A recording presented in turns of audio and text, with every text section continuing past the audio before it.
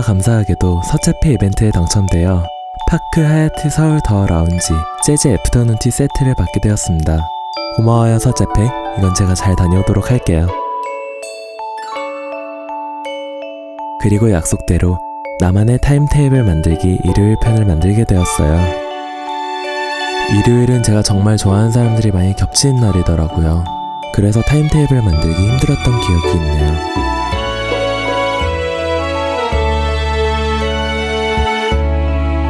특이하게 생긴 기타를 들고 있는 저분은 바로 앤디 맥키. 서체페는 이번에 토미 엠마뉴엘과 더불어 앤디 맥키를 데려왔는데요. 매년 서체페는 몇 가지의 컨셉을 가지고 데리고 오는 것 같습니다. 2016년도에는 존 피자렐리와 팬 메시니, 이 두 재즈 기타의 거장이 헤드라이너로 자리 잡고 있고, 그 당시 가장 핫했던 여성 아티스트 코린 베일리레와 에스팔란자 스팔딩이 공연을 했으며, 펑크와 EDM, 그 어딘가에 있는 화려한 음악에 제이슨 데룰로와 마크 론슨이 있었습니다. 2016년도 라인업만 봐도 서체페가 얼마나 컨셉과 무대에 신경 썼는지 보이지 않나요? 자유로운 연주자 앤디 맥키와 뒤에 있을 토미 엠마뉴엘의 두 공연 정말 기대하고 있습니다. 그리고 서체페 시에라에서 이루어지는 고상지의 공연.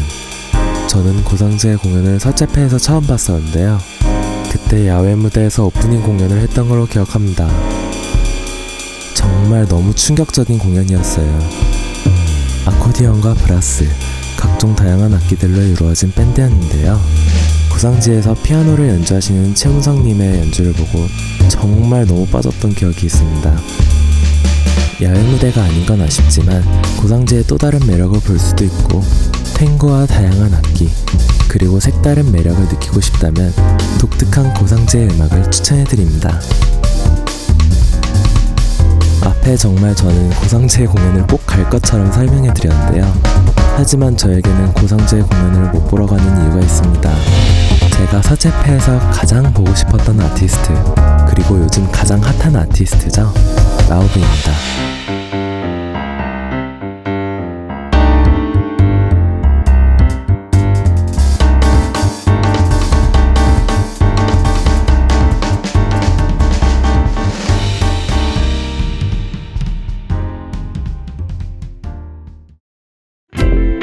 저와 함께 서체페를 보러 가기로 한 친구와 함께 이번에 라우브 무대는 꼭 맨 앞에서 보자라는 다짐을 했어요. 그래서 고상지에게는 미안하지만 공연을 보러 가지 못할 것 같습니다. 앤디 맥키의 공연이 끝나는 대로 인터체인지 시간부터 저희는 맨 앞에서부터 기다리고 있을 거거든요.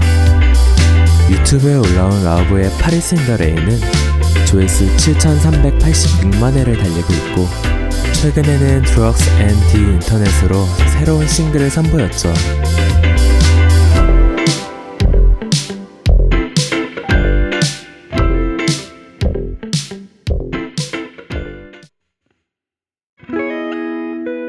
다음은 저의 내적 갈등이 일어나는 부분입니다.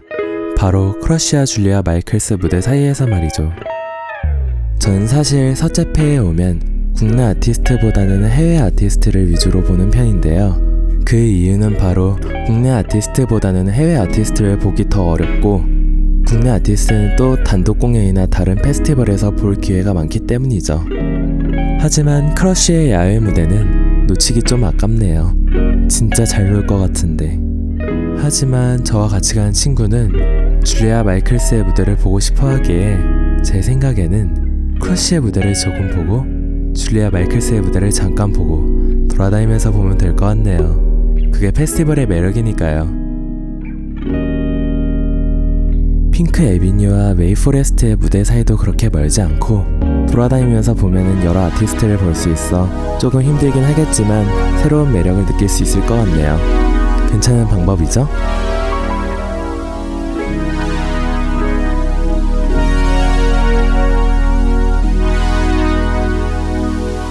그리고 다음으로는 토미 엠마뉴엘 형의 공연. 정말 이 세상의 연주가 아닌 것 같은 통기타 연주를 보여주는데요. 그와 같은 시간대에 수변 무대에서 서우정아님의 공연이 이루어집니다. 제가 토요일 편에서는 얘기하지 못했는데요. 저는 사실 올림픽공원에서 하는 공연들마다 수변 무대에서 하는 공연을 제일 좋아합니다. 잔잔한 주변과 조금씩 불어오는 바람, 좋아하는 아티스트의 음악을 다 함께 둘러앉아 보게 된다면 그 어느 때보다 설레고 행복할 겁니다. 그리고 언제나 진심을 다해 음악을 하는 선우정아님의 공연을 보게 된다면 즐겁고 행복할 거예요. 전 누굴 볼지 아직 정하지 못할 것 같네요. 힐링을 하고 싶다면 수변 무대에 있는 선우정아님께로 가고, 열정적으로 기타를 치는 토미 엠마뉴엘의 공연을 보고 싶다면은 메이포레스트로 가면 될 것 같네요. 그날 저의 기분과 발걸음은 어디로 향하게 될까요? 그리고 전 잠시 맛있는 음식과 술을 마시며 핑크 마티니의 공연을 메이포레스트에서 즐기다가 또다시 커다란 선택의 기로 앞에 놓이게 됩니다. 그건 바로 브래드 멜다우의 공연과 리온 브리지의 공연 사이에서 말이죠. 브래드 멜다우는 정말 제가 손이 다치기 전 입시할 때 열정적으로 좋아했던 아티스트 중에 한 명인데요. 어느 순간 제가 노래를 하기 시작한 뒤로부터는 브래드 멜다우의 음악을 잘 듣지 않게 되더라고요. 근데 어느 날 서재페에서 브래드 멜다우가 온다는 소식을 듣고 정말 기쁘고 감회가 새로웠던 기억이 있네요. 그리고 리온 브리지스, 배드배드 뉴스로 뜨기 전부터 알고 있었던 뮤지션이고, 그 곡이 나왔을 땐 정말 하루에 한 번씩 들었던 것 같네요. 올드함과 트렌디함을 잘 섞어 자신만의 색깔로 나타내는 리온 브리지스, 그리고 브래드 멜다우, 그 둘 사이에서 저는 도저히 선택을 못할 것 같네요.